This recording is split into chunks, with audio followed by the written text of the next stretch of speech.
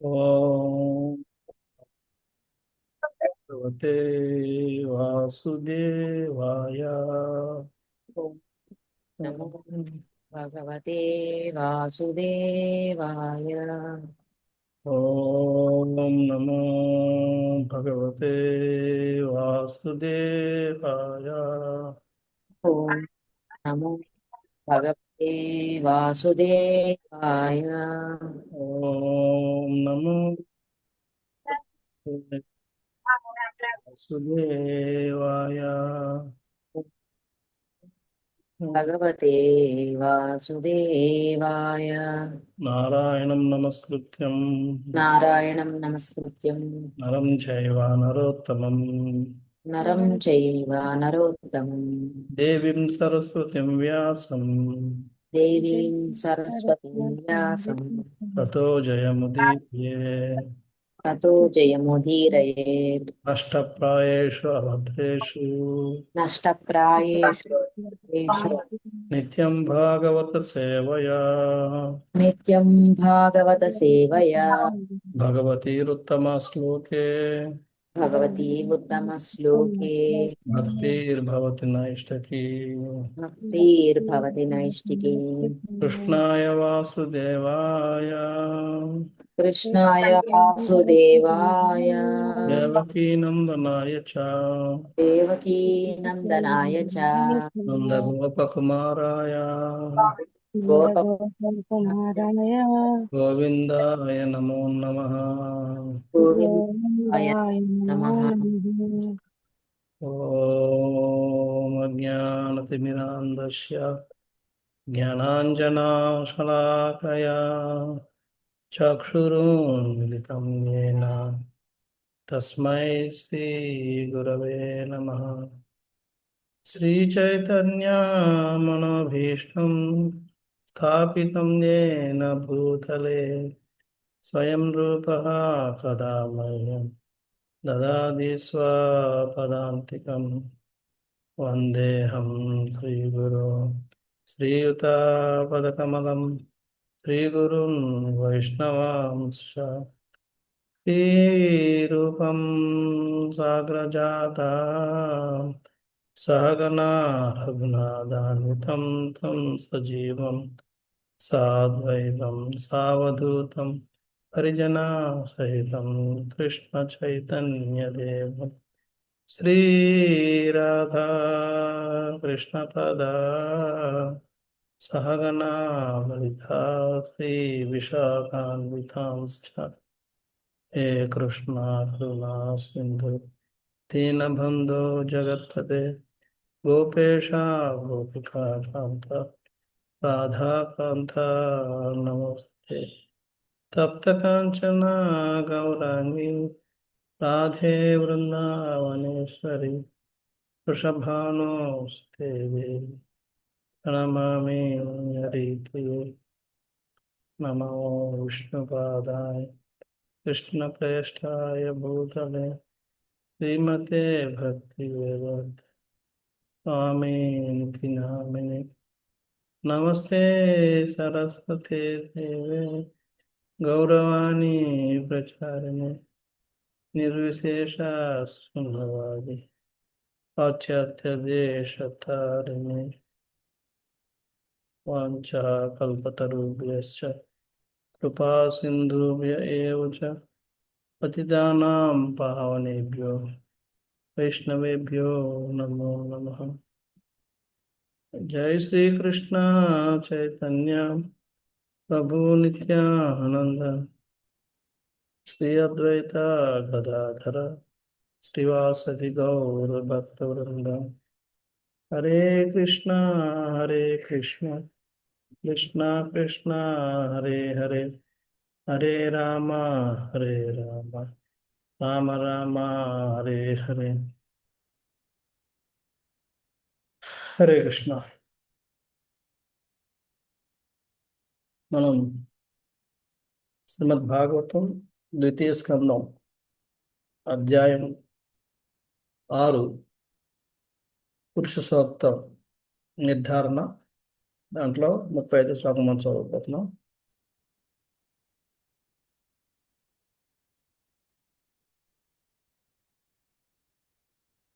सोऽहं समम्नाय मयस्तपोमयः प्रजापतीनामभिवन्दिता पतिः आस्ताय योगं निपुणं समाहिताम् स्तम्भाद्यगच्छन् यद आत्मसम्भवः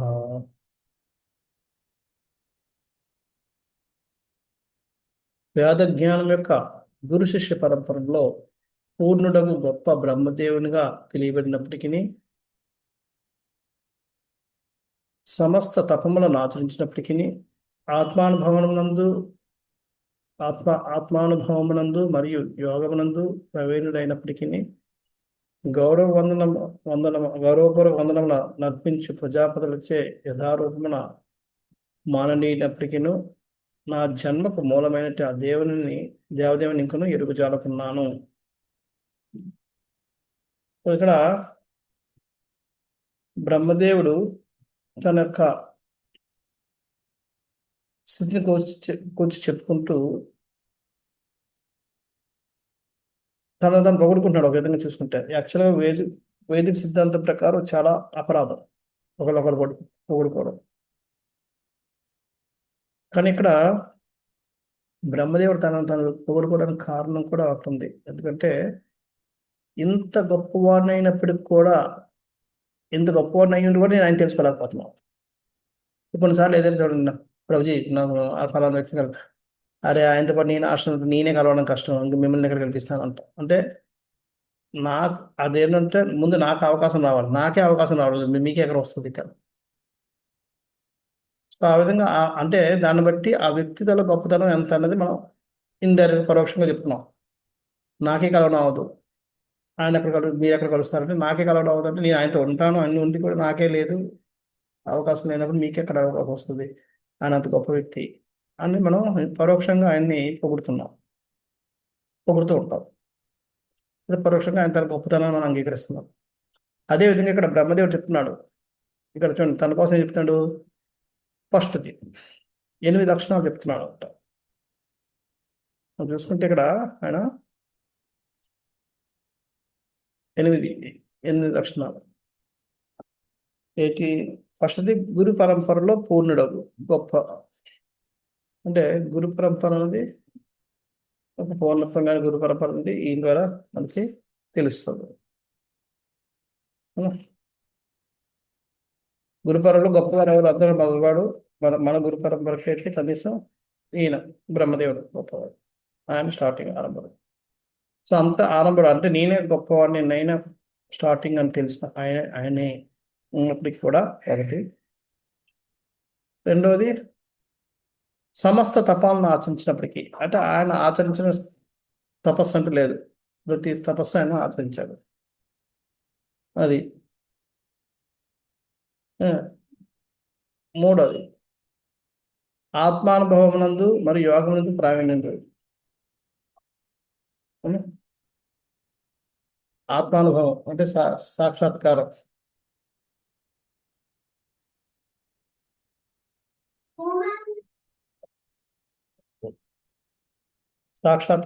ఆత్మానుభవం అంటే సాక్షాత్కారం నుంచి యోగాల్లో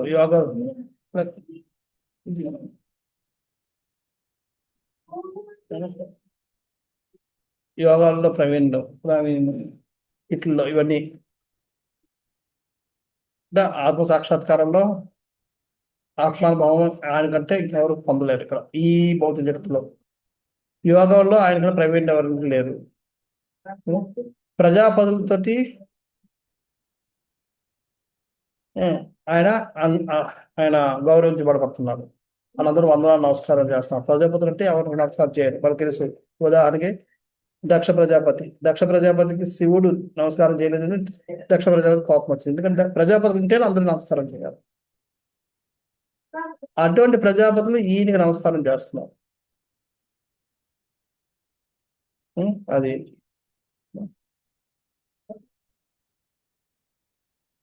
అలాగే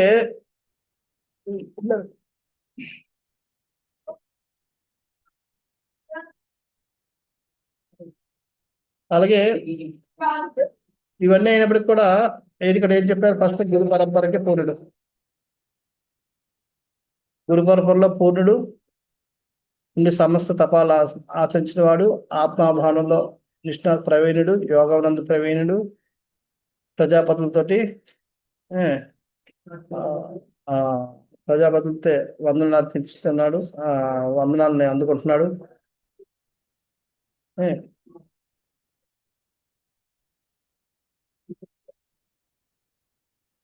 అంటే అలాగే అలా కాకుండా ఇంకోటి ఏంటి, ఆ, ప్రజా ఆ, ప్రజాపతులలో మొదటి ప్రజాపతి అంటే ప్రజాపతి అంతే కదా, ప్రజాపతి కూడా ఈయన నుంచి వచ్చాడు. అది అవన్నీ అయినప్పటికి కూడా ఆయన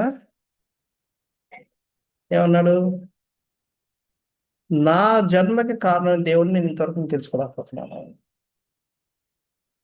అంటే భగవంతుని తెలుసుకోవడం అనేది అంత ఈజీ కాదు. మనం చెడు తపస్సు చేసి, లేకపోతే ఒక 10 సంవత్సరాలు, 20 సంవత్సరాలు, 30 సంవత్సరాలు జపాలు చేసేసి అది భక్తిలో ఉన్నాయి, నేను చేస్తున్నాను, ఇంత భక్తి చేస్తున్నాను, నాకు ఇంకా రావడం లేదు, భగవంతుడు అనుభవం కలవడం లేదు, భగవంతుడు నాకు ఎంత కృప చూపించలేదు, ఇలా మనం చాలా రకాలుగా అనుకుంటాం. ఇదంతా తెలివి తక్కువతనం. ఎందుకని అంత బ్రహ్మదేవుడు ఆయన వయసు చూసుకుంటే ఇప్పుడు మనం మన మన మన వయసు ఏంటి, ఆయన తపస్సు చూసుకుంటే మన తపస్సు ఏంటి, ఆ? ఏ విధంగా చూస్తున్నా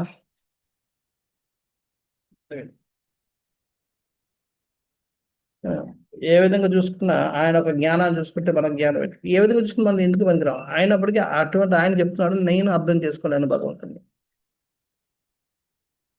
అని చెప్తున్నాం. మనం ఏమీ లేకుండానే మనం నాకు ఇంకా భగవంతుడికి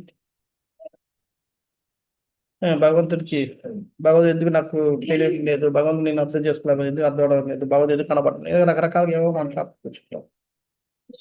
భగవంతుని తెలుసుకోవడం అన్నది అంత ఈజీ పని కాదు అన్నది మనం అర్థం చేసుకోవాలి. బ్రహ్మదేవుడికి సాధ్యం కానప్పుడు మనకి ఎలా సాధ్యం అవుతుంది? అది. దీంట్లో భాష్యంలో ప్రభుపాద రాస్తున్నారు, వ్యాధి జ్ఞానం అప్యార పాండిత్యం ఉన్నప్పటికీ, తపస్సు, యోగము, ఆత్మానుభవం అనువాణిని కూడి ఉన్నప్పటికీ, జీవుల పితృ దేవతలకు గొప్ప ప్రజాపతిచే అర్చింపబడ్డప్పటికీ, దేవదేవుడు శ్రీకృష్ణ భగవాన్ ఎరుగుటలో తన వైఫల్యం బ్రహ్మదేవుడు కూడా అంగీకరిస్తున్నాడు. సో ఇంత గొప్ప ఇది ఉన్నప్పటికీ వ్యాధ జ్ఞానం అంతా ఆయన తెలిసింది, మనకు కూడా తెలియదు. అంత వ్యాధ జ్ఞానం ఉన్నది, తపస్సు, యోగము, ఆత్మానుభవం వీటిలో ఆయన నిష్ణాతుడికి ఎవరు లేడు, ప్రావీణ్యుడు ఎవరు లేడు, ప్రజాపతితో అర్పించబడతాడు. అటువంటి ఆయనే చెప్తున్నాడు, నేను అర్థం చేసుకోనని చెప్పి.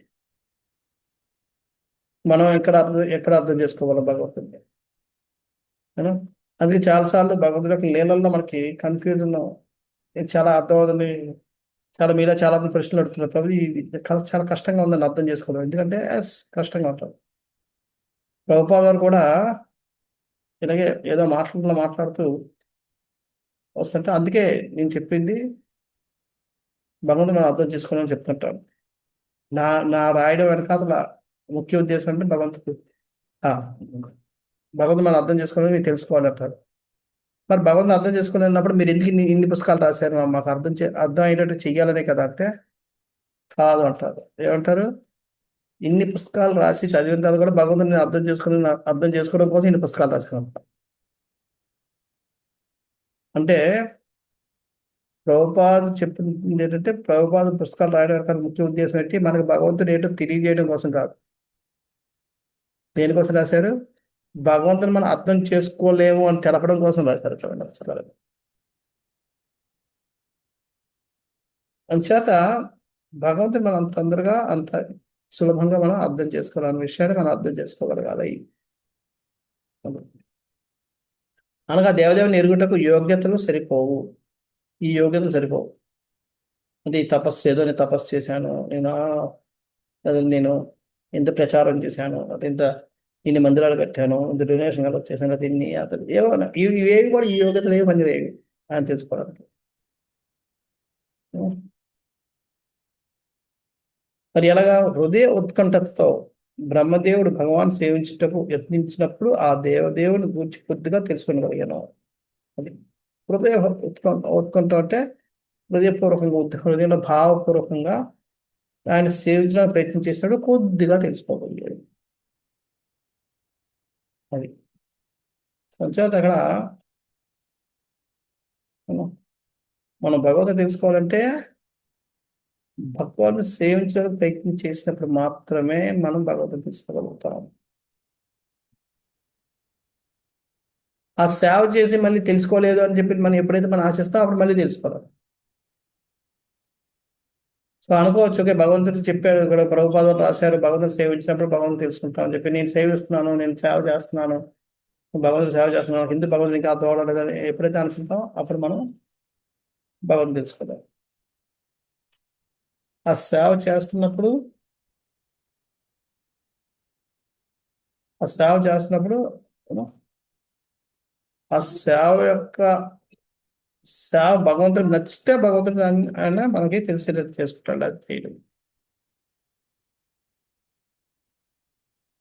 అలాగే ప్రభుపాద అనగా శ్రద్ధాపూర్వకము సేవోన్ముఖత ద్వారానే భగవంతుడు తెలియబడును.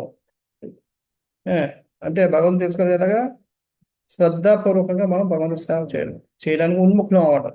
అంటే ఉన్ముఖం అంటే ఎప్పుడూ సిద్ధంగా ఉండాలి. అందుకే నేను చెప్తాను, మన భక్తి మన సాధనతో సంపూర్ణం అవ్వలేదు, లేదా మన విజ్ఞానంతో సంపూర్ణం అవ్వలేదు. అది ఎప్పటి వరకు యాక్షన్లోకి రాదో అప్పటి వరకు మనం భక్తిలో అసంపూర్ణంగానే ఉన్నాం. భక్తి అంటేనే యాక్షన్, కార్యోన్ముఖం.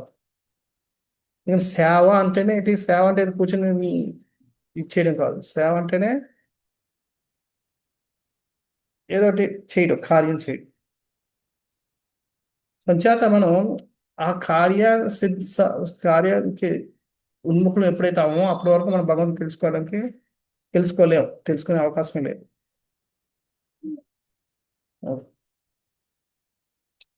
ఈ విధంగా ప్రభుపాద మళ్ళీ రాస్తారు, భక్తి అనగా భౌతిక బంధముల నుండి విడిపడి భగవాన్ వలె భగవద్ధామను ప్రవేశించే అనియే భావము.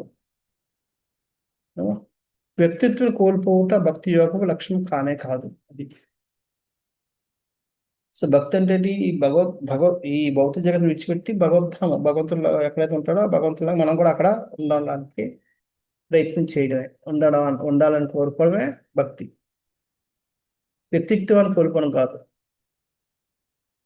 ఈ ఎవరైతే నిరాకారవాది ఎదురైతే వారి వ్యక్తిత్వాన్ని కోల్పోతారు. బ్రహ్మచారికి వెళ్ళిపోయి నేను ఉండకూడదు, నా ఆత్మ ఉండదు, ఏముండదు, అంతా అదే. ఆత్మగా నేను గుర్తింపబడకూడదు, లేదంటే నా వ్యక్తిత్వం ఉండకూడదు అలా.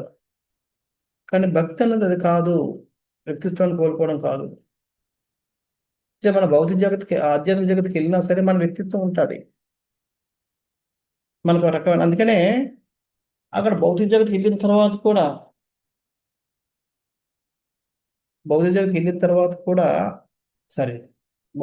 ఆధ్యాత్మిక జగత్కి వెళ్ళిన తర్వాత కూడా అక్కడ కూడా మన ఇష్టం. అందుకని కొంతమంది బలరాముని పక్షంలో ఉంటారు, కొంతమంది కృష్ణుడి పక్షంలో ఉంటారు.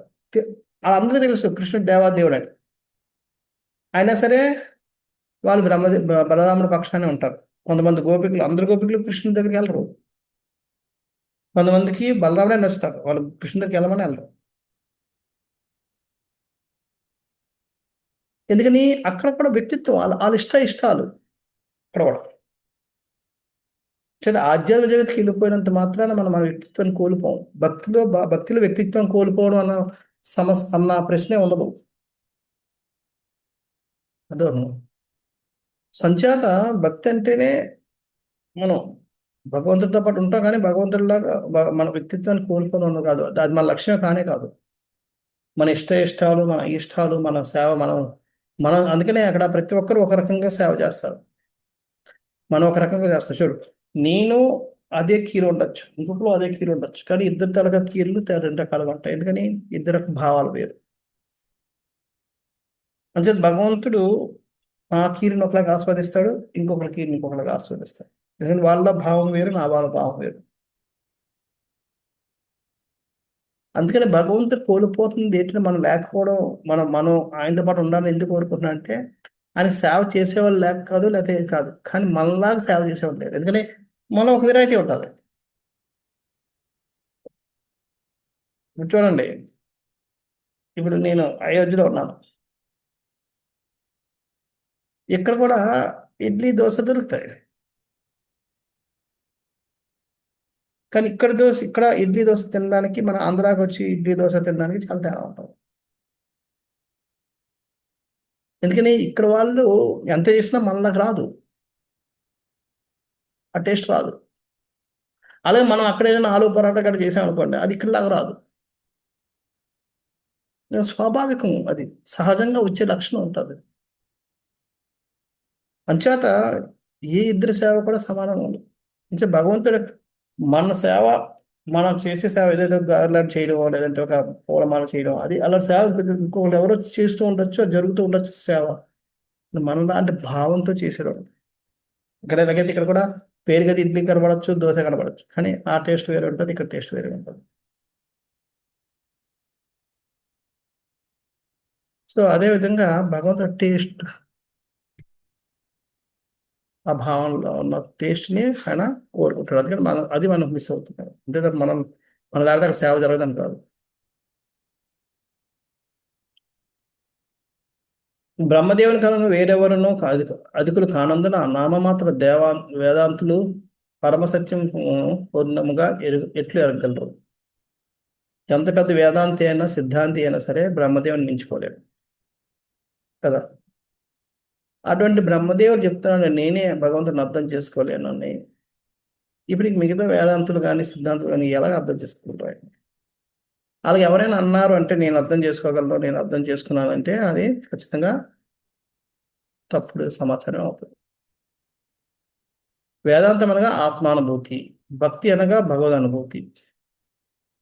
కొంతవరకు దేవదేవుడు శ్రీకృష్ణుని పూర్ణముగా ఎవరిని ఎరుగుజాలరు. అది వేదాంతం అంటే ఆత్మానుభూతి, భక్తి అనగా భగవద్ అనుభూతి. వేదాంతం ద్వారా మనం ఎవరో తెలుసుకుంటాం, భక్తి ద్వారా భగవంతుడు ఎవరిని తెలుసుకుంటాం. అది కూడా ఎంతవరకు కొంతవరకు అని చెప్పి ప్రభుపాద రాస్తున్నారు, మొత్తం కాదు. సంపూర్ణంగా ఎవరు తెలుసుకోలేరు.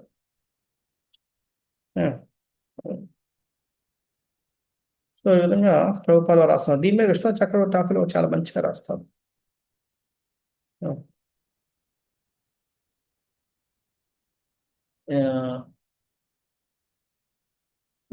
అంటే నేను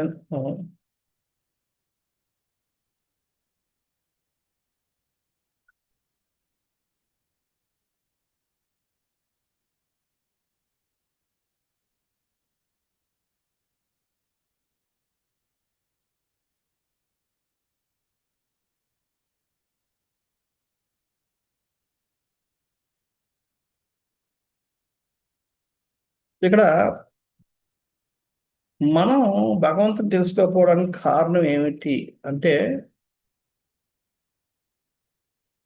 బ్రహ్మదేవుడు చెప్తున్నాడు, మనలో ఉన్న ఆ అసూయ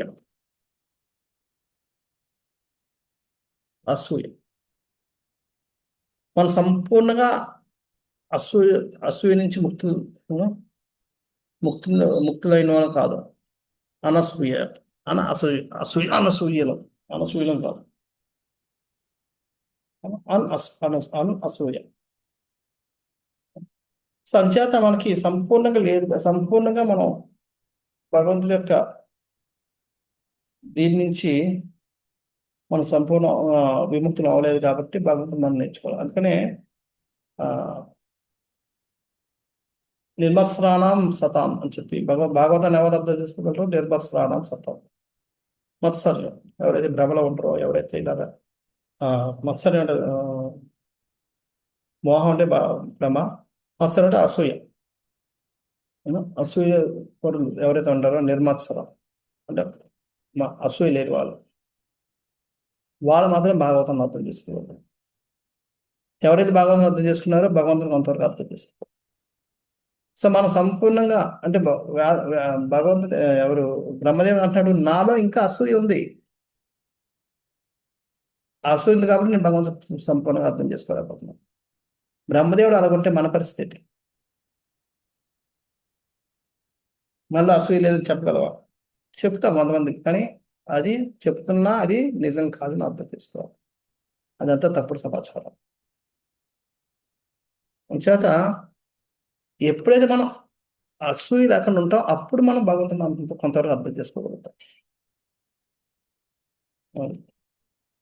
అంతవరకు అర్థం చేసుకోవాలి.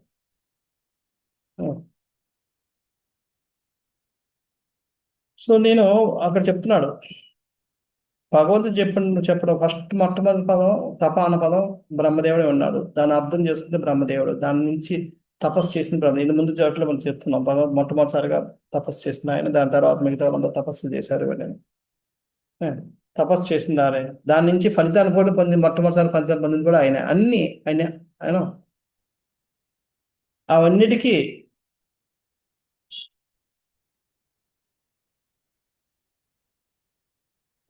అంశత ఆ విధంగా యోగంలో కానీ, తపస్సులో కానీ, లేదంటే జ్ఞానంలో కానీ, దేంట్లో కూడా నేను తీసుకోలేదు. అయినప్పటికీ కూడా నేను ఆయన్ని తెలుసుకోలేను, మీరు తెలుసుకోలేకపోతున్నాను అని చెప్పి ఇక్కడ చెప్తాడు.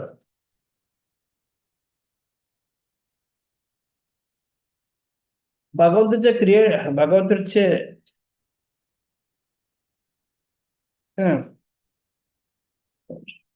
భగవంతుడి చేత సృష్టించబడి నేనే భగవంతుని అర్థం చేసుకోకపోతే, నాచే సృష్టించబడి ఈ జీవులందరూ ఇంకెలాగా అర్థం చేసుకుంటారా ఆయన్ని అని అడుగుతున్నాడు.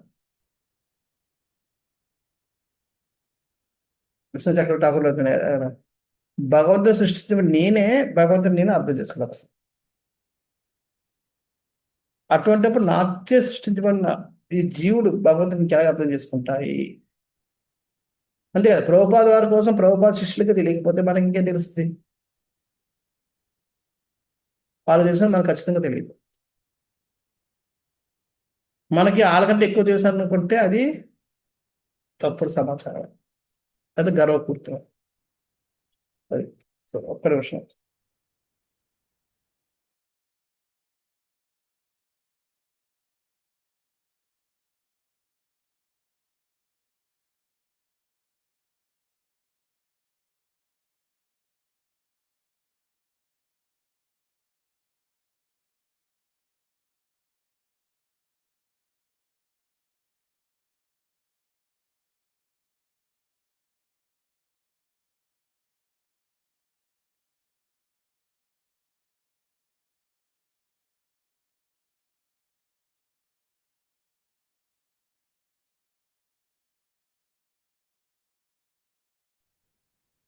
సో ఈ విధంగా కృష్ణ చక్ర ఠాకూర్ వారు మనల్ని ప్రశ్నిస్తున్నారు బ్రహ్మదేవుడి ద్వారా. నెక్స్ట్,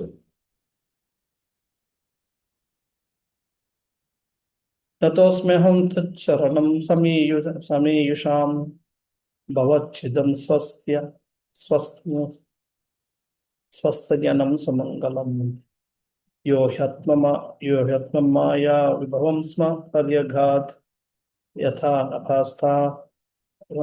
నభస్వాంత మథా పరే కుతః. కనుక అతని చరణం జొచ్చుటయే నాకు పరమోత్తమై ఉన్నది. అది ఎక్కటే నిరంతర జన్మ మృత్యు క్లేశముల నుండి జీవుని ఉద్ధరింపగలదు. అట్టి శరణాగతి పరమ మంగళకరమై ఉండి మనుజులకు సకలానంద భావనను కలుగు చేయడం. ఆకాశము తన పరిధిని ఎరుగుజాలకుండును, అలాగనే భగవానుడు స్వయంగా తన స్వీయ హద్దులను జాలినప్పుడు ఇతరులు ఇంకేం చేయగలరు? ఇక్కడ మళ్ళీ ఇంకోటి, ఇక్కడ ఆకాశం యొక్క పరిధి ఏంటో తెలియదు, అలాగే భగవంతుడు కూడా భగవంతుడి యొక్క గొప్పతనం ఏంటో తెలియదు. అంచేది భగవంతుడి కోసం తెలియనప్పుడు మన కోసం ఇంకా చెప్పాల్సిన అవసరమే లేదు. అంచేత కాస్త కోసం మనం తెలుసుకోవాలంటే ఒకటి ఉత్తమమైన మార్గం ఏంటి? భగవంతుని పాద కమలాలకి మనం శరణించడమే. అదొకటే జీవుడికి ఈ జన్మ మృత్యు క్లేశాల నుంచి ఉద్ధరించగలగదు. అదే పరమ మంగళకరమైనది. మంగళకరమైనది అంటే అదే మనకి ఏదైనా సుఖాన్ని కలిగించేది అని చెప్తున్నారు. ఇక్కడ ప్రభుపాద వారు రాస్తున్నారు భాషలో, పాండిత్యం కలిగిన జీవులలో పరమోత్కృష్టుడును పరమశ్రేష్ఠ యజ్ఞ నిర్వాహకుడును ఘనుడగు తాపస్యును ప్రసిద్ధ ఆత్మదర్శి యోగియును అగు బ్రహ్మదేవుడు సర్వజీవుల గురు రూపమున మనకు ఉపదేశించినదేమనగా సమస్త విజయమును సాధించుటకు మనుజులు శ్రీకృష్ణ భగవాన్ చరణ కమలములకు శరణ పొందవలెను. ఇన్ని గొప్ప క్వాలిఫికేషన్ ఉన్న వ్యక్తి చెప్తున్నాడు. ఏం చెప్తున్నాడు? భగవంతుని తెలుసుకోవాలంటే భగవంతుని యొక్క చరణ కమలాలకు మనం ఆశ్రయించడం తప్ప వేరే మార్గం లేదు అని. అటువంటి వ్యక్తి చెప్తున్నప్పుడు కూడా మనం ఇంకా వినకుండా మనం ఏదో మన ప్రయత్నం చేస్తాము అంటే అంతకని మూర్ఖత్వం ఇంకేమడదు. అది ఇక్కడ గోపాల బలిదాన్ని చేస్తున్నారు. సర్వలో పరమోత్కృష్టుడు అతడే. ఎవరు? భగవంతుడు. ఆ దేవదేవుడు శరణించుటయే మనకు పరమోత్తమని జీవులందరిలోనూ అత్యంత గనుడు బ్రహ్మదేవుడు అంగీకరించున్నాడు. సర్వుల్లో ఎంతో మంది ఉత్కృష్టులు, గొప్పవాళ్ళు, శ్రేష్ఠులు ఉండొచ్చు, కానీ వాళ్ళందరిలోకి అతి పరమోత్కృష్టుడు, అందరికన్నా గొప్పవాడు, అతి గొప్పవాడు దేవదేవుడు. ఆ దేవతను శరణించడం ఒకటే జీవుడికి ఉన్న ఒక ఏకైక మార్గం అని చెప్పి జీవులందరిలోకి శ్రేష్ఠుడైన బ్రహ్మదేవుడే చెప్తున్నాడు. అటువంటప్పుడు మనం దాన్ని అంగీకరించకుండా ఏదైనా హితవాదం చేస్తే అది తప్పుడు సమాచారం అవుతుంది, లేదంటే అది అహంకారపూరితం అవుతుంది. అది మనం అర్థం చేసుకోవాలి. అలాగే ప్రభుపాద వారు మళ్ళీ నెక్స్ట్ పారాగ్రాఫ్ రాశారు. భగవద్గీత యందు శ్రీమద్ భాగవతం యందు ఆ మాటకు వస్తే అన్ని ప్రామాణిక గ్రంథములందు ఉద్దేశింపబడినట్టు ఈ శరణాగతి విధానమును నిరాకరించిన వాడు భౌతిక ప్రకృతి నియమములకు శరణ పొందవలసి వచ్చును. జీవుడు తన సహజ స్థితి దృష్ట్యా స్వతంత్రుడు. అతడు భగవానునికో లేదా భౌతిక ప్రకృతిలో శరణొచ్చే తీరవలను. అంచేత ఇక్కడ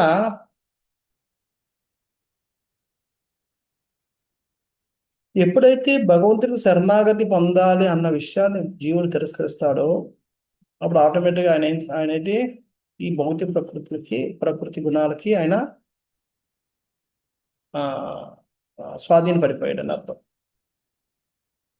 లేదా భౌతిక ప్రకృతి యొక్క ఆధీనంలో ఆయన ఉండాలి, లేదా భౌతిక ప్రకృతికి శరణాగతులు అయిపోయాడు అని అర్థం.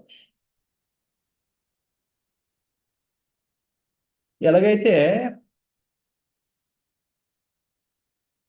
ఒక డిప్రెషన్లో ఉన్న క్యాండిడేట్ మీరు తీసుకున్నారు అనుకోండి, ఆయనకి ఎప్పుడు కూడా ఒప్పుకోడు, మందు చేసుకుంటే ఒప్పుకోడు, చాలా రోజులు కూడా అవుతుంది దానికి తనకి అది ఒప్పుకోవడానికి నేను డిప్రెషన్లో ఉన్నాను.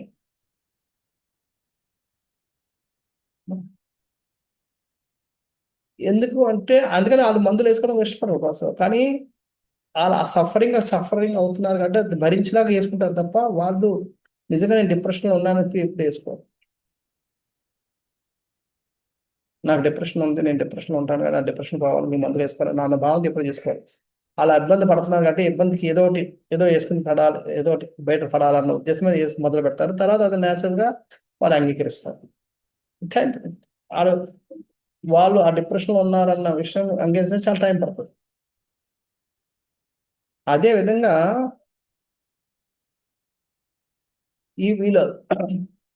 ఇక్కడున్న జీవులు గర్వం వల్ల వాళ్ళు ఈ భౌతిక ప్రకృతి యొక్క ఆధీనంలో ఉన్నారన్న విషయాన్ని వాళ్ళు గ్రహించారు. వాళ్ళు ఏమనుకుంటారు, లేదు అవన్నీ ఆ గుణాలన్నీ నేను నియంత్రిస్తున్నాను అన్నట్టుగా.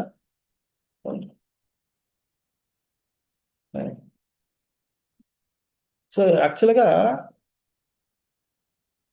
మనం స్విమ్మింగ్ చేస్తున్నాం అనుకోండి, స్విమ్మింగ్ మనం ఫాస్ట్గా చేస్తూ ఉండొచ్చు, కానీ ఫాస్ట్ చేయడానికి కారణం నీళ్లు కాదు, నీరుని మనం ఎంత ఫోర్స్గా వెనక్కి తోస్తున్నామో నీళ్ళు మనం అంత ఫోర్స్గా ముందుకు తోస్తాం.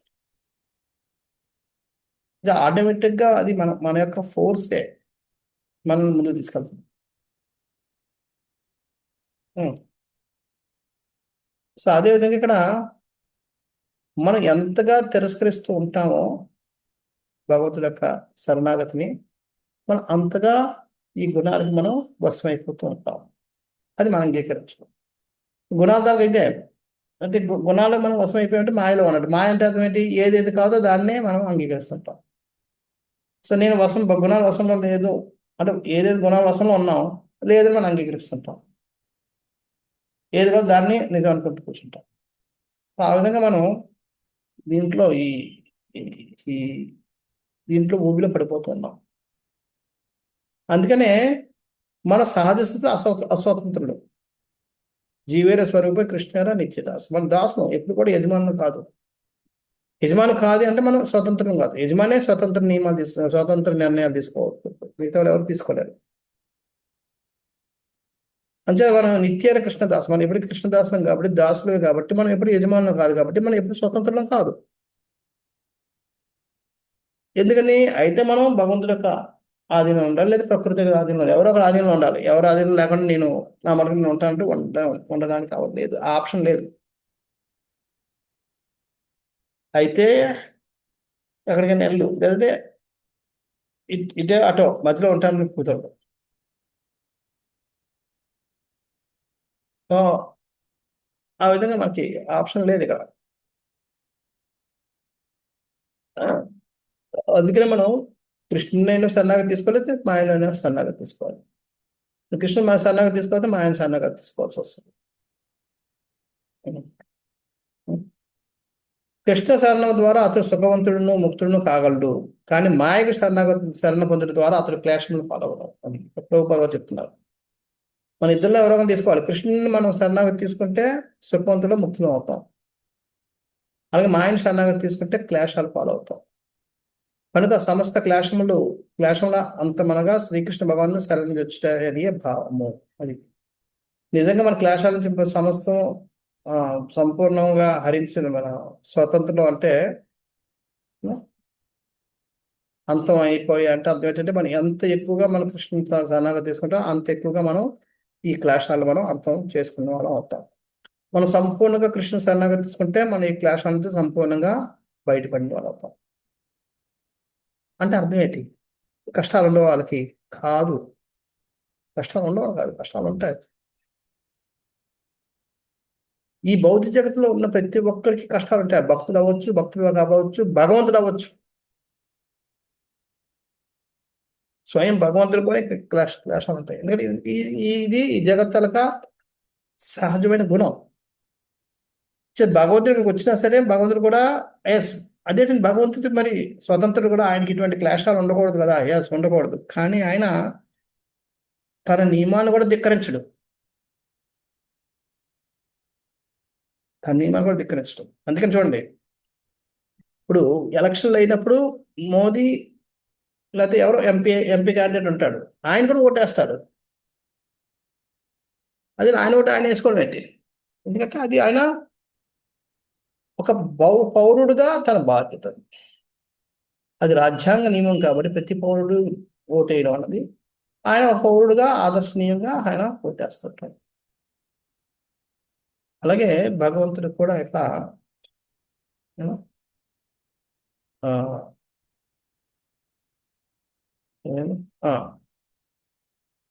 ఎప్పుడైతే మనం ఈ క్లేశాలకి ఎందుకు చెప్పినది సరే నాకు గుర్తులేదు.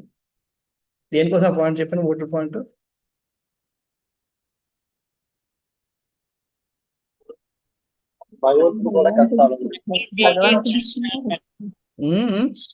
ప్రతి జీవి ఇక్కడికి వచ్చే క్లాసాలు తప్పదని చెప్పారు.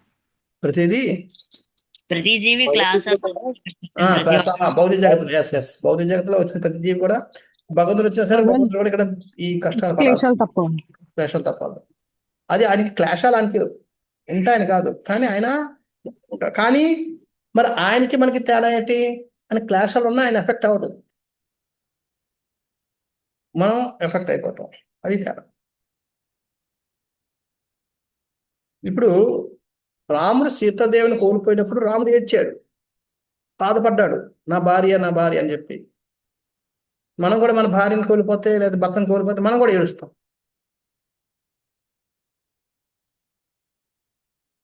మరి ఆయన అలా ఏడిచి మనం ఏడుస్తే రెండు తేడా ఏంటి? అదే తేడా. భగవంతుడు అక్కడ ప్రభావితుడైపోయి ఆడడం లేదు, మనకి నేర్పడం కోసం ఏడుస్తున్నాడు.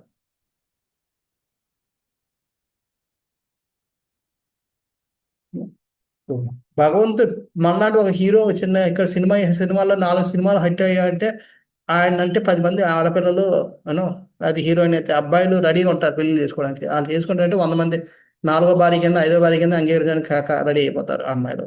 అలాగే భర్త కూడా అంతే, ఆడ మగవాళ్ళు కూడా అంతే.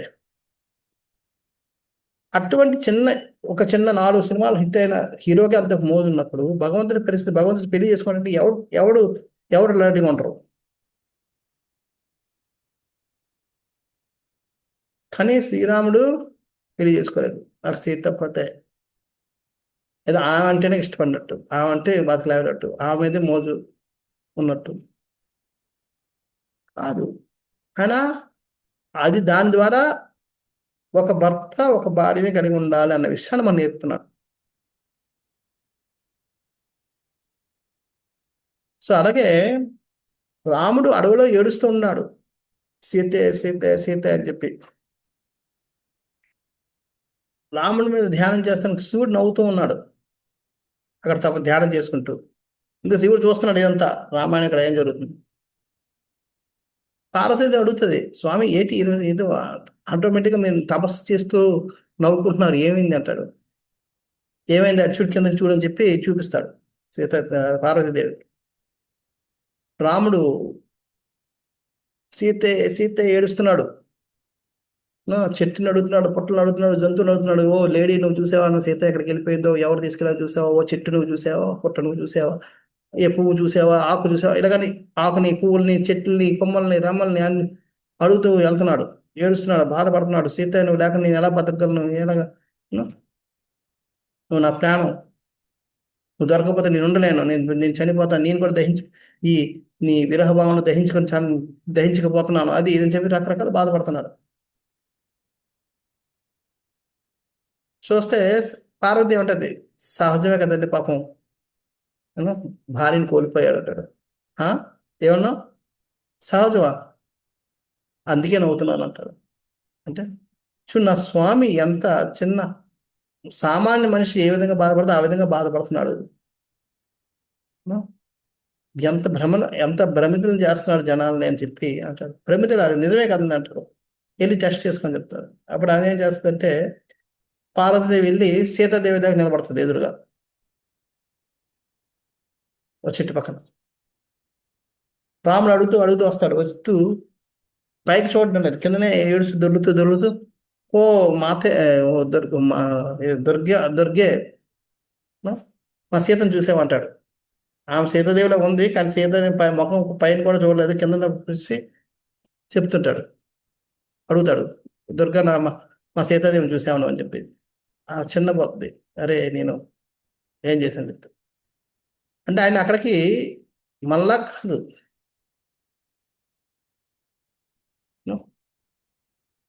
మళ్ళీ మోసపోవడం లేదు ఆయన అట్లా. సో అప్పుడు ఆమె తన తప్పుకి తను క్షమాపణలు అడిగి వెళ్ళిపోతుంది.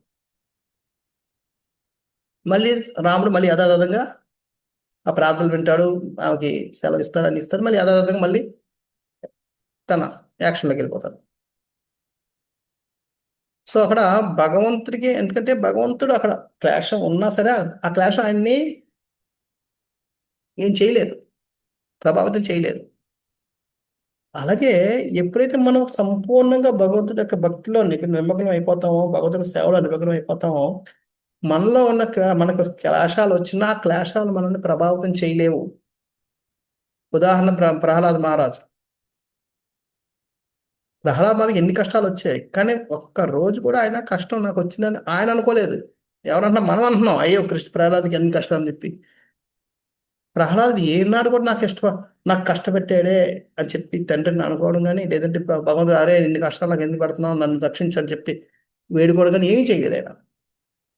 ఆయన సంపూర్ణంగా భగవంతుడి నామజపంలో, నామస్మరణలో నిమగ్నం అయిపోవడం వల్ల ఈ క్లేశాలు ఏమి ఆయనకి విషం పెడుతున్నారా, లేదా ఆయన స్వలాలతో పుడుస్తున్నారా, లేదా ఏనుగు కింద పడేస్తున్నారా, లేదా కొండ మీద విసిరిసారా, సముద్రంలో ఏమీ ప్రభావితం చేయడం లేదు ఆయన.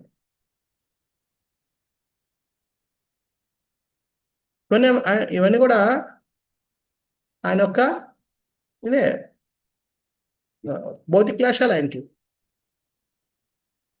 మనం ఆ భౌతిక క్లేశాలు ఉన్నాం కాబట్టి మనం కూడా హరి బాబరే అమ్మో ఎంత కష్టాలు బాబు ఏంటని మనం అంటున్నాం. కానీ ఆయనకి భగవాన్ నామస్మరణలో ఉన్నాడు కానీ ఆయనకి ఇవేమి అసలు ఇవేమి ఆయనకి తగలదు అనిపించడం కూడా అనిపించడం లేదు. అక్కడ ప్రభుపాద అదే అంటున్నారు, ఎప్పుడైతే మనం సమస్త క్లేశాలను అంతరించుకుంటే భగవాన్ శరణ్ చచ్చుటనే అర్థం. ఎప్పుడైతే మనం భగవాన్ శరణ్ చచ్చుతున్నామో సమస్త క్లేశాలను మనం అంతమొందించుకున్న వాళ్ళు అవుతాం. అంటే మనకి క్లేశాలు వస్తాయి, భౌతిక సహజం, భౌతిక ప్రకృతి యొక్క సహజం, అది సహజ గుణం వస్తుంటాయి. కానీ మనం ప్రభావితులము. ఇప్పుడు చిన్నపిల్లలతో వచ్చి తంతున్నారు, మనం పట్టించుకోం, మనకి అది ఎఫెక్టే ఉండదు. ఎందుకంటే అలాగే వాళ్ళు తండం లేదని తంతున్నారు, వాళ్ళు ఫుల్ బలంగా వచ్చి కొడుతూ ఉండొచ్చు, కానీ మనకేం అనిపిస్తుంది, మన ప్రభావితం వాళ్ళం మనం. ఈ ప్రకృతి ఈ క్లేశాలన్నీ కూడా అలాగే అయిపోతాయి మనకి.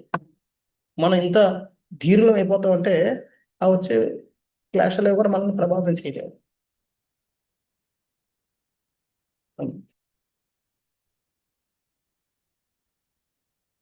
ఎవరైనా ఆ శరణాగతి విధానమే స్వయంగా భగవత్ సిద్ధనమును అంటే సమస్త భౌతిక క్లేశమును విడుదల, స్వస్థయ నయము అంటే సమస్త ఆనంద భావన, సుమంగళమును సమస్త మంగళములకు మూలము అయి ఉన్నది. భగవచ్చిదం అంటే స్వయంగా భగవచ్చిదం అంటే భగవాన్ యొక్క భౌతిక క్లేశాలను విడుదల చేయడం. స్వస్థయానం అంటే సమస్త ఆనందాన్ని భావన, సుమంగళం సమస్త మంగళకు మూలం అయి ఉంది. కాబట్టి అది ఆ శరణాగతి ఎవరైతే ఉంటారో వాళ్ళు ఈ భౌతిక క్లేశాలకి ప్రభావితులు కారు. దీనికి విశ్వనాథ ఠాకూర్ వారు దీనికి కూడా చాలా మంచి వివరణ ఇస్తారు. ఏం చెప్తున్నారు,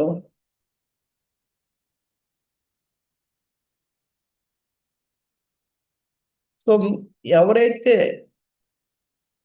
మూర్ఖులు మాత్రమే భగవంతుడి కోసం వివరించడానికి ప్రయత్నం చేస్తూ ఉంటారు.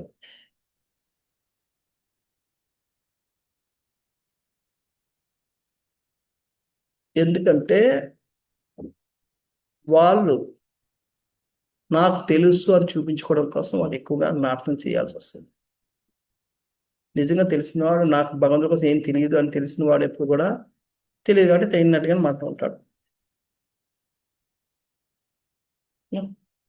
సో అదే ప్రభు రాస్తున్నారు, ఎవరైతే భగవంతుడి కోసం తెలియదో మూర్ఖులు వాళ్ళు కూడా భగవంతుడు తెలిసినట్టుగా మాట్లాడుతుంటారు.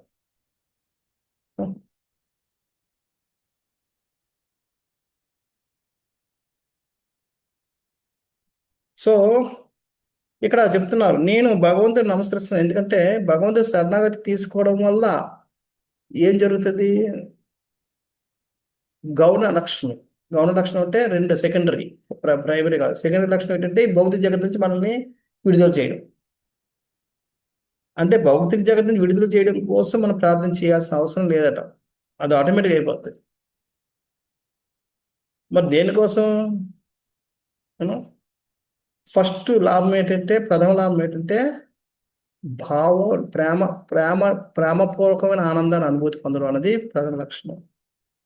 ప్రథమ ఫలితం భగవత్ శరణాగతి. రెండో ద్వితీయ ఫలితం ఏంటి, ఇప్పుడు ఎలాగైతే మనం ఓ ప్లేట్ ఇడ్లీ అంటాం,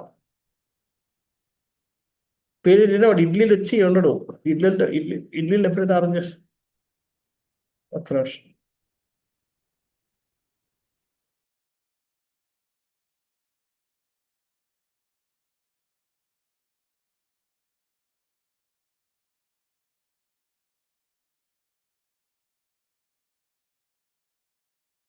ఏమో ఇడ్లీ ఆర్డర్ చేసామంటే దాంతోపాటు చట్నీ, సాంబార్ అనేవి కాంప్లిమెంటరీ.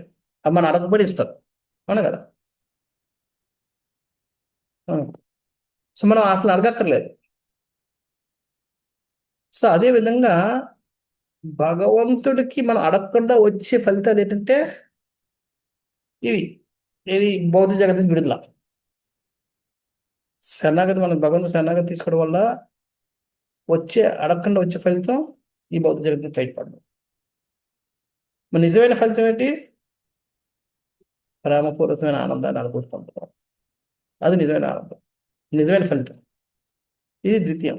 జస్ట్ ఇది మనం అడగకుండానే వచ్చేస్తాయి. ఎలాగైతే ఇడ్లీ ఎప్పుడైతే మనం చేస్తాం, ఆటోమేటిక్గా సాంబార్ చట్నీ ఎలాగైతే వస్తాయో ఆ విధంగా ఇది ఆ ఫలితం వద్దనో మనకు వస్తుంది. అంచేత దానికోసం మనం అవన్నీ తెలుసుకున్న వాడు ఎవడు కూడా చెప్పడు. సో భగవంతుడి యొక్క భగవంతుడి యొక్క పాదాలు మనకి ప్రేమని చూస్తాయి, ఆ మంగళకరం ఇవన్నీ. సో ఎటువంటి జ్ఞాని అయినా, ఎటువంటి యోగి అయినా, ఎటువంటి కర్మి అయినా, ఏదైనా అవ్వచ్చు, ఆయన చేస్తున్న కార్యం సిద్ధిస్తుంది అంటే దాంట్లో ఎంతో కొంత భక్తి భావన ఉన్నది అని అర్థం. భక్తి భావన లేకుండా ఏ జ్ఞాని కానీ, ఏ యోగి కానీ, ఏ కర్మి కానీ వారి యొక్క ఫలితాన్ని పొందలేరు. తెలుసో తెలియకో ఆ భక్తి భావన కలిసిపోతుంది, అందులో ఉంటుంది, వాళ్ళ అభ్యాసంలో ఉంటుంది. ఆ ఉండడం వల్లనే వాళ్ళ కార్యాలు సిద్ధిస్తున్నాయి. ఒక జ్ఞాని సాక్షాత్కారాన్ని పొందాడు అంటే దాంట్లో ఎక్కడో కొంత భక్తి ఎక్కడో ఉంటుంది, లేకపోతే కార్యసిద్ధి జరగదు. ఇది విష్ణు చక్రవర్తిలో చెప్తున్నారు.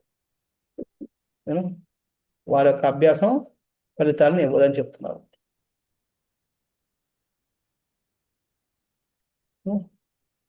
సో ఈ విధంగా చెప్తున్నారు. అందుకనే ఇక్కడ భగవంతుడు కోసం తెలుసుకోలేరు కాబట్టి ఆ భక్తి ఒక్కటే మా కాస్త కోసం మనకు తెలుసుకునేది చేస్తుంది. అది భక్తి అనేది మనకి కంపల్సరీగా ఉండాల్సిందే, తెలుసుకోవాలి అంటే.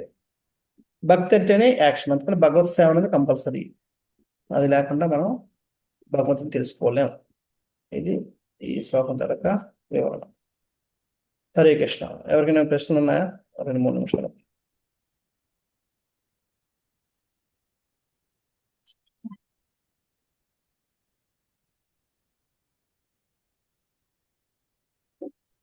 హరే కృష్ణ ప్రభుజీ. హరే కృష్ణ. సేవ అంటే మరి ఇంకా ఏం చేయాలి ప్రభుజీ? మందిరంలోకి వెళ్ళి చేసేది మాలంటారు, ఇంకేం చేయలేరు అని చెప్పి మాకు చేయగలం. మరి ఇంకా సేవ అంటే ఏం చేయాలి Prabhuji? Okay, very good, nice. సేవ అంటే ఏం చేయాలి? యాక్షన్ అని చెప్పాను.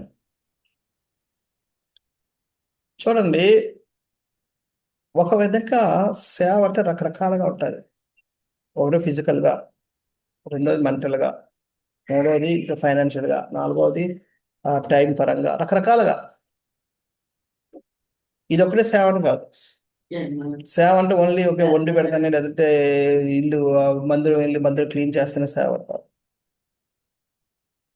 అలా చేయగలిగిన అలా చేయాలి, ఇలా చేయగలిగిన ఇలా చేయాలి. ఇప్పుడు మీలాంటి పరిస్థితి, మీరు ఏంటంటే ఫిజికల్గా టెంపుల్కి వెళ్ళలేరు, వెళ్ళినా చేయలేరు అన్నప్పుడు మీరు ఇటువంటి ఆన్లైన్లో చేయండి ప్రచారం, లేదంటే మీ చుట్టుపక్కల ఉన్న వాళ్ళకి నలుగురికి కూర్చోబెట్టి జపం చేయించండి.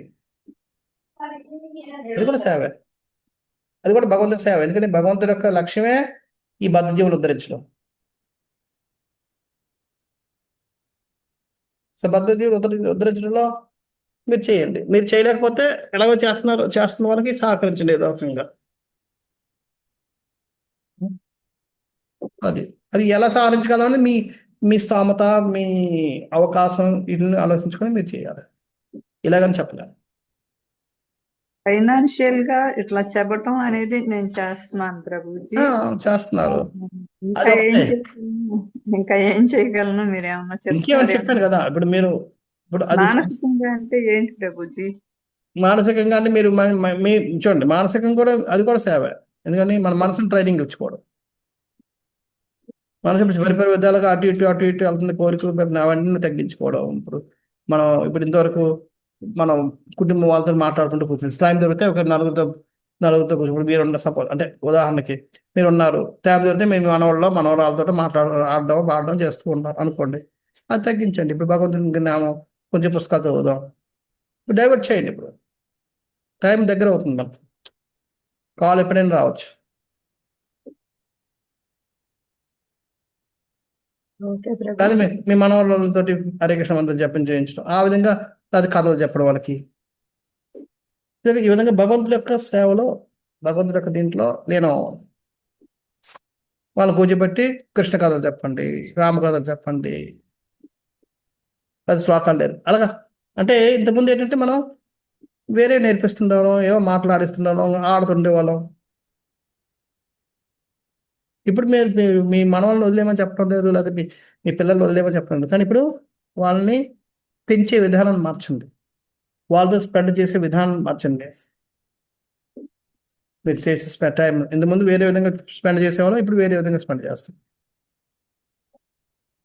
ఓకే ప్రభుజీ. హరే కృష్ణ. సో ఈ విధంగా మన జీవనాన్ని కృష్ణ చైతన్యవంతం చేసుకోవాలి. మనం చేసే ప్రతి కార్యాన్ని కృష్ణ చైతన్యవంతం చేసుకోవాలి. అది ఓకే మాధవి. ఓకే ప్రభుజీ. హరే కృష్ణ. హరే కృష్ణ.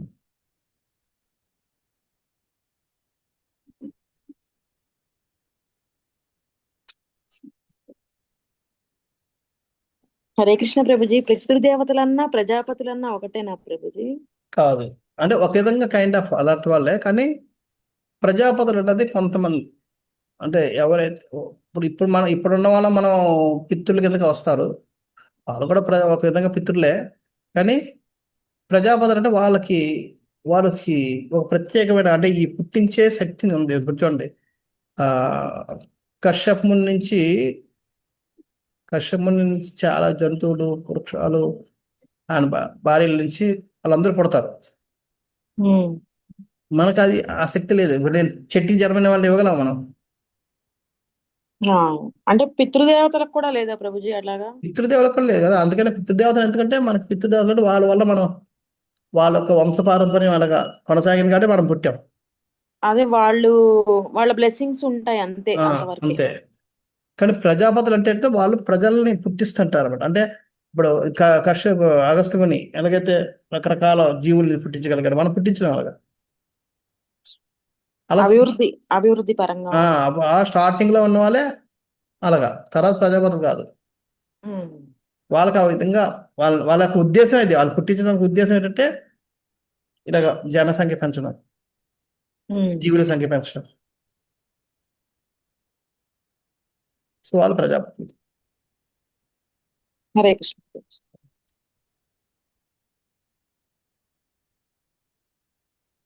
హరే కృష్ణ ప్రభుజీ. ఇప్పుడు మన కర్మానుసారం ఏదో ఒక జన్మ వస్తుంది మనకి. మరి ఫస్ట్ లో వచ్చేటప్పుడు మరి ఈ రాళ్ళు ఇంకా జలచరాలు ఇవన్నీ ఎలా వస్తాయి ప్రభుజీ? ఎవరికి ఇస్తారు ఆ జన్మని? చూడండి, మనం అందరం కూడా భగవంతుడితో పాటు ఉండేవాళ్ళం, భగవంతుడి సేవ చేస్తుండేవాళ్ళం. కానీ ఏనాడైతే భగవంతుడు చెప్పిన విధంగా కాకుండా మనకు నచ్చిన విధంగా చెయ్యాలనే తపన మనం ఎప్పుడైతే మొదలు పెట్టామో అప్పుడు మనకి ఈ భౌతిక జగత్తులోకి రావాల్సిన అవసరం పడ్డది. అర్థమవుతుందా? ఇంకా అప్పుడు అందరూ జలచరాలుగానే పుడదామా ప్రభుజీ? లేదు, అది చెప్పాను. ఇప్పుడు చూడండి, అందరికీ ఒకలాంటి కోరిక ఉండదు. చెప్పాను కదా, అందరూ ఒకలాగే సేవ చేయరు. అందరూ అదే ఐటమ్ వండి పెట్టచ్చు, కానీ అందరూ ఒకలాగే ఉండరు. ఇప్పుడు పులిహార చేయమని చెప్పి మీలో నలుగురు మాతాజీలకు ఇచ్చాను అనుకోండి, నలుగురు మాతాజీలకి 4 రకాల టేస్ట్ వస్తుంది. అవి ఇంగ్రీడియంట్స్ ఇస్తాను. అదే కేజీ బియ్యం, అదే కేజీ చింతపండు, ఏదైతే అవే అన్ని అంత సమానంగా ఇచ్చినా సరే నలుగురికి 4 రకాల టేస్ట్ వస్తుంది, అవునా కదా? అవును ప్రభుజీ. ఎందుకంటే ఎప్పుడు ఒకలాగా ఉండదు. సో అదే విధంగా ప్రతి జీవి కూడా భగవంతుడి యొక్క ధిక్కరణ కూడా రకరకాలుగా చేస్తారు. వారి యొక్క తీవ్రతను బట్టి ఇక్కడ భగవంతుడు ఈ జీవిగా పుట్టాలి, ఆ జీవిగా పుట్టాలి, ఆ జీవిగా పుట్టాలి అని చెప్పి నిర్ణయిస్తాడు. అది మరి ప్రభుజీ మొక్కలు అవి అవి కూడా అంతే. మొక్కలు కూడా జీవుడే కదా. నెక్స్ట్ జన్మ నేను మొక్క పుట్టచ్చు. ప్రభుపాద గారు ఆల్రెడీ చెప్పేశారు ఒకటి, ఎవరైతే దిగంబర నగ్నంగా ఎదురుగా నగ్నంగా నిలబడతారో వాళ్ళందరూ నెక్స్ట్ జన్మలో వృక్షాలుగా పుడతారు. వృక్షాలు నగ్నంగా ఉంటాయి ఎప్పుడు కూడా. మరి అవి ఆధ్యాత్మిక జగత్తులో ఉన్నప్పుడు అవి ఏం చేసి ఉంటాయి భగవంతునికి? అందుకని వాళ్ళందరూ శాంతరసంలో ఉంటారు. ఉమ్. శాంతరసంలో ఉన్న వాళ్ళందరూ ఆ విధంగా అంటే వాళ్ళు ఎప్పుడు కూడా ఇంకా అంతే, కృష్ణ లీల జరుగుతుంటది, చూస్తూ ఆనందిస్తుంటారు అంతే. బా ఏం లీల చేశాడు కృష్ణుడు, అబ్బా ఏం లీల చేశాడు. మరి వాళ్ళు ఎలా రెబల్ అవుతారు వాళ్ళు భగవంతుడికి? ఎవరు?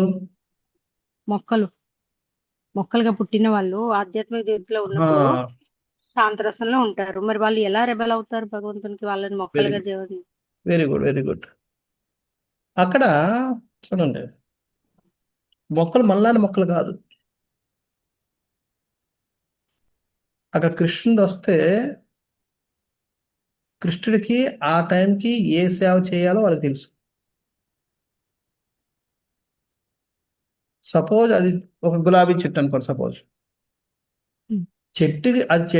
అది అవడానికి చెట్టుకి గులాబీ చెట్టు అయి ఉండొచ్చు, కానీ అది మల్లెపూలు కూడా ఇవ్వగలదు. అర్థమవుతుంది కదా? ఎందుకంటే అక్కడ అన్ని స్వాయిచ్చ. ఇప్పుడు మనం కూడా చూడండి, ఇప్పుడు మనమే ఉన్నాం, స్వీట్ రైస్ భగవంతుడికి భోగం పెట్టాలని అనుకోండి.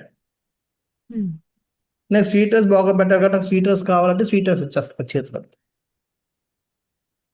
లేదు, నేను స్వీట్ రైస్ నేను స్వయంగా వండి పెట్టాలంటే అన్ని ఇంగ్రీడియంట్స్ వస్తాయి మన చేతిలో. అంటే మనం ఎలా ఇచ్చా చేస్తే అలాగ వస్తుంటాయి కదా. సో అంటే అక్కడ అన్ని కల్ప వృక్షాలే కదండి. కల్పవృక్షాలు కాదు, అందరూ అన్ని ఇంకా అన్నిటికీ చైతన్యం ఉంది అక్కడ. చైతన్యం లేదంటే ఏం లేదు.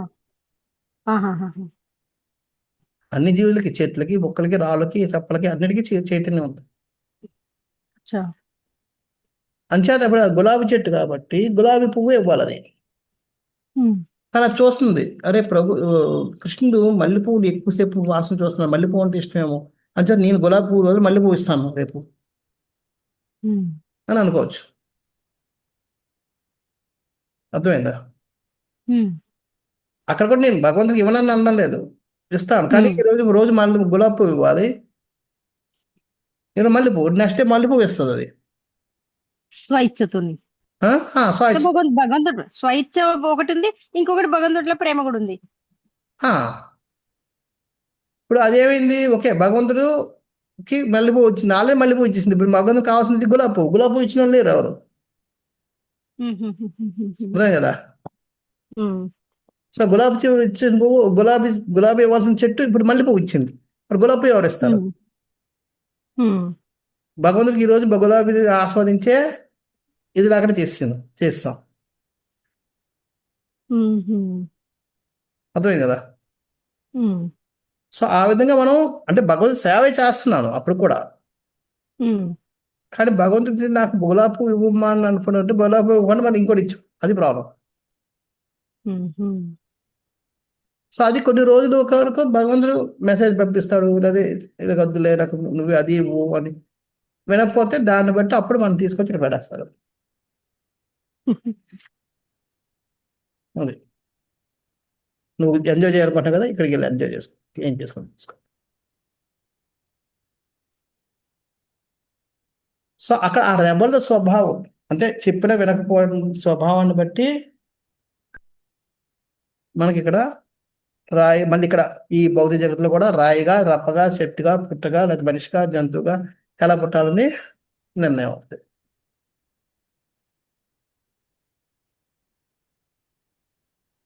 అది అయితే ఇప్పుడు మార్చుకోవటానికి ప్రభు మరి మిగతా జీవులన్నిటికీ అవకాశం ఏంటి? అయిపోయింది. అంచేత మీరు అక్కడ మనం ఎక్కడ స్ట్రాంగ్ గా ఉంటాం అప్పుడు ఏమవుద్ది, మళ్ళీ మార్చుకునే అవకాశం రావడానికి ఎక్కువ టైం పడుతుంది. అసలు అవి ఎలా మార్చుకుంటాయి ప్రభుజీ? ఇంకా అవును, ఏంటంటే ఇప్పుడు ఏమంటే ఇప్పుడు చెట్టు ఇప్పుడు చూడండి, మామిడి చెట్టు ఉందంటే మామిడి చెట్టు తర్వాత వేప చెట్టు, వేప చెట్టు తర్వాత మర్రి చెట్టు, ఏదో సంథింగ్ ఒక సీక్వెన్స్ ఉంటుంది భగవంతుడికి. ఆ సీక్వెన్స్ ప్రకారం అలా పైకి వెళ్ళిపోతుంటారు. ఎప్పుడైతే అలా సీక్వెన్స్ లో మానవ జన్మ ఎప్పుడు వస్తుందో అప్పుడు మళ్ళీ అప్పటి వరకు ఇంకా దానికి ఆప్షన్ లేదు, మార్చుకునే ఆప్షన్ లేదు. ఇప్పుడు ఒక చెట్టు, ఇప్పుడు సపోజ్ కుక్క ఉందండి, కుక్క అది వెజిటేరియన్ కుక్క అయినా నాన్ వెజిటేరియన్ కుక్క అయినా నెక్స్ట్ జన్మ పిల్లి అయితే పిల్లి జన్మ ఎత్తుతుంది అది. ప్రభు వాళ్ళకి భావాలు ఉంటాయి ఎవరికి? చెట్లకి వాటికి. ఎక్కడ అంటే నేను ఇక్కడ ఈ భూలోకంలో ఏమైనా ఉంటాయి? ఉంటాయి, కానీ ఉంటాయి కాబట్టి కదా మనకి చూడు, మన చెట్లు కూడా కొన్నిసార్లు మన చిన్నప్పుడు వింటుంటాం. ఒక మనిషి ఇంట్లో మనిషి చనిపోతే ఇప్పుడు వాళ్ళు పెంచేవాళ్ళు, ఆ చెట్లు కూడా చాలా కాపు ఇవ్వడం మానేస్తాయి, కొన్ని చెట్లు చచ్చిపోతాయి. వాటి కూడా ఉంటుంది, గుడ్ వాటి కూడా ఉంటుంది భావన, కానీ మనంత స్ట్రాంగ్ ఉండదు వాటి. అది తేడా. మనంత స్ట్రాంగ్గా అవి వ్యక్తపరచలేవు, అది తేడా. ప్రభుజీ ఒక్క డౌట్. ఇప్పుడు మొక్కలు పువ్వులు ఇస్తున్నాయి, ఆ పువ్వులతో భగవంతుని సేవ చేస్తున్నాం. ఆ పర్టికులర్ మొక్క సేవ చేస్తుంది కదా, దానికి ముక్తి దొరకదండి? అక్కడ ఇక్కడ ఇక్కడ దాని సుకృతి ఉంటుంది, దాని సుకృతి ఉంటుంది, ఆహాహా. దాని సుకృతి వస్తుంది. చూడండి, ఒక చెట్టుగా అది వెళ్ళి భగవంతుడికి పువ్వులు ఇవ్వలేదు. అంతే కదా, దాన్ని మనమే ఇచ్చి ఇవ్వాలి. అసలు ఎవరైనా మనలాంటి వాళ్ళు ఒకళ్ళు ఇచ్చామనుకోండి, దాని సుకృతి వస్తుంది దాని చెట్లు వెళ్ళినందుకు. ఆహా. అప్పుడు ఏంటంటే నెక్స్ట్ మనిషి జన్మ వెళ్ళినప్పుడు ఈ సుకృతి వల్ల అది మంచి డివోట్ అయ్యే అవకాశాలు ఉంటాయి. అదే అదే. ఇప్పుడు అలా కాకుండా అది ఎవరో ఒక ఎవరి తలపాగలో ఒక తలలోకి వెళ్ళిపోయింది అనుకోండి, సుకృతి పోయింది, దానికి సుకృతి లేదు. ఇది మనిషి జన్మ ఎలాగో వస్తుంది, ఎందుకంటే కాలక్రమేణా మనిషి జన్మకు వస్తుంది. వచ్చినప్పుడు కూడా ఈ సుకృతి లేకపోవడం వల్ల భక్తి దగ్గరికి వెళ్ళి వచ్చే అవకాశాలు ఉండవు. అది హరే కృష్ణ, దండోత్సవం ప్రభుజీ. హరే కృష్ణ. ప్రభుజీ, ఇప్పుడు మన భౌతిక జగత్తులో ఉండేటటువంటి ఈ ప్రాణులు ఉన్న కుక్కలు ఇవన్నీ ఉన్నాయి కదా ప్రభుజీ, ఇవి మళ్ళీ వీటికి వేరే జన్మ మళ్ళీ అదే వస్తుంది అంటారా, లేకపోతే వేరేగా రావచ్చు అంటారా? ఇప్పుడు అదే చెప్తున్నాను, దానికి ఒక సిస్టమ్ ఉంటుంది. అంటే ఇప్పుడు మొక్కలు అవి కానీ జంతువులు సంగతి. జంతువులు ఏవైనా అంతే. ఇప్పుడు మొక్కల నుంచి జంతువుల నుంచి మనుషులు ఇలా వస్తారు. జలాచరాలను జలాచరాల్లో చేపలన్నీ ఉన్నాయంటే చేపలు వెంటనే మనిషి అయిపోదు. ఎవడో భగవద్భక్తులు ఎవడో కరుణిస్తే తప్ప, లేకపోతే అవి జలచరాల నుంచి భూమి చరాలుగా వస్తాయి. భూమిలో కూడా ఫస్ట్ అన్నిటి కిందది, దాని తర్వాత ఇంకొకటి, దాని తర్వాత ఇంకోటి, దాని తర్వాత ఇంకోటి, దాని తర్వాత ఫస్ట్ క్రిములు కీటకాల్లో పడుతుంది. క్రిములు కీటకాల నుంచి పక్షుల నుంచి సరీసృపాల నుంచి జంతువుల నుంచి మనిషి, పరిణామక్రమం ఈ విధంగా అది అలాగా వస్తుంది. మనము ఎన్ని జన్మలు ఎత్తే వచ్చాం, అదే కదా, అందుకనే కదా చెప్తుంది మనిషి దుర్లభ మానవ జన్మ. ఎన్నో జన్మలు ఎత్తిన తర్వాత మాకు ఈ జన్మ వచ్చింది. దీన్ని సద్వినియోగపడితే మళ్ళీ నెక్స్ట్ జన్మ మళ్ళీ ఇది మళ్ళీ దీంట్లో సముద్రంలో చేప అయిపోయామనుకోండి, మళ్ళీ ఇన్ని జంతువు అయితే కొంతవరకు ఓకే, నెక్స్ట్ జన్మ ఆవు అయ్యామనుకోండి, ఆవు తర్వాత నెక్స్ట్ జన్మ మనిషి జన్మ ఉంటుంది. సో ఆవు అయిపోతే పర్వాలేదు, ఒక జన్మ తర్వాత మళ్ళీ ఆ జన్మ అయిపోయాక మళ్ళీ మనిషి జన్మ వస్తుంది, నమ్మకం అవుతుంది. అది ఈ కుక్క జన్మ అనుకోండి, కుక్క తర్వాత నక్క తర్వాత పిల్లి తర్వాత పుల్లి, సంథింగ్ ఏదో ఉంటుంది. అన్ని జన్మ ఎత్తే కానీ మళ్ళీ మానవ జన్మ రాదు. ఇంకా కిందకి వెళ్ళిపోయామనుకోండి, ఇంక జన్మలు పెరుగుతాయి. నీచ జన్మలు అది ఏ పక్షి కింద పుట్టామనుకోండి, పక్షి నుంచి మళ్ళీ జంతువు పుట్టాలి, జంతువులో మళ్ళీ అన్ని పరిణామాలు చెందాలి, ఆ తర్వాత మనిషి జన్మ వస్తుంది. సో ఈ విధంగా మనం చేసుకున్న దాన్ని బట్టి మనం ఇది వెళ్తూ ఉంటుంది. కృష్ణ ప్రభుజీ, హరే కృష్ణ సుకృతి ప్రభు. సుకృతి అంటారు కదా ప్రభు, అదే శుద్ధ భక్తి సుకృతి, ఏదో వ్యక్తి వల్ల సుకృతి వస్తుంది అంటారు కదా ప్రభు. అంటే ఈ సుకృతి అవి ఇచ్చే వ్యక్తి బట్టి వస్తుందా ఆ సుకృతి ఇస్తారు వాళ్ళు? సుకృతి అదే చెప్పాను కదా, మాత ఇందా అన్నారు, ఒక పువ్వులు ఉన్నాయి, చెట్టు పువ్వులు, అది ఆ చెట్టు పువ్వులు మనం పెట్టాం, దానికి కూడా తెలియదు మనం పెడుతున్నామని, మనం భగవంతుడికి అర్పించాం. దానికి సుకృతి ప్రభు. ఆ విధంగా సుకృతి వచ్చింది.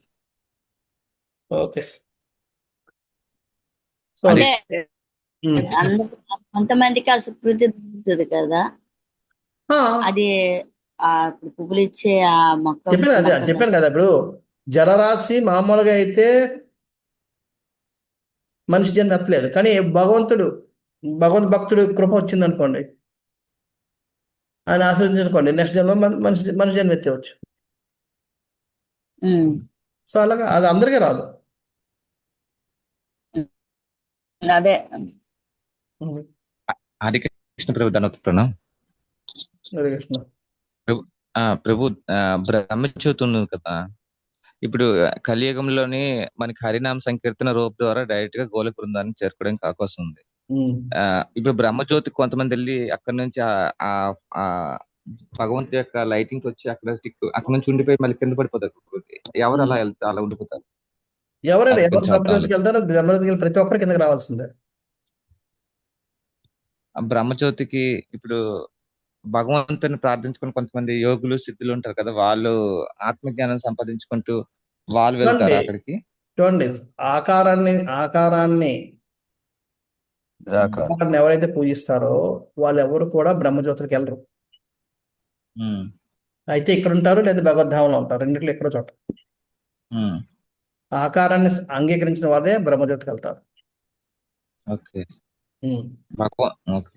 అది. సో మీరు ఎవరైనా భగవంతుని అంగీకరించారు, భగవంతుని పూజించారంటే అయితే భౌతిక జగత్తులో ఉంటారు, లేదా ఆధ్యాత్మిక జగత్తులో ఉంటారు. బ్రహ్మజ్యోతి అనే ప్రశ్నే ఉండదు అక్కడ.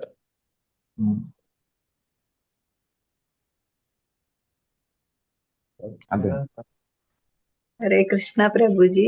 ఓకే, నాకు పెద్దగా సారీ, నేను వికత్లో వెళ్ళాలి. మేము 4:30 అయిపోయింది, వాళ్ళ ఫోన్ చేస్తున్నాను నాకు ఎందువల్ల. మళ్ళీ వచ్చేవారు. మీ ప్రశ్నలు రెడీ ఉంచుకొని నెక్స్ట్ వీక్ తీసుకుంటాం. హరే కృష్ణ. భాగవతం కి జయ. వాంఛా కల్పతరుభ్యశ్చ కృపా సింధుభ్యేవ చ పతితానాం పావనేభ్యో వైష్ణవేభ్యో నమో నమః. అనంతకోటి వైష్ణవ భక్తవృందకి జయ. Thank you Prabhu.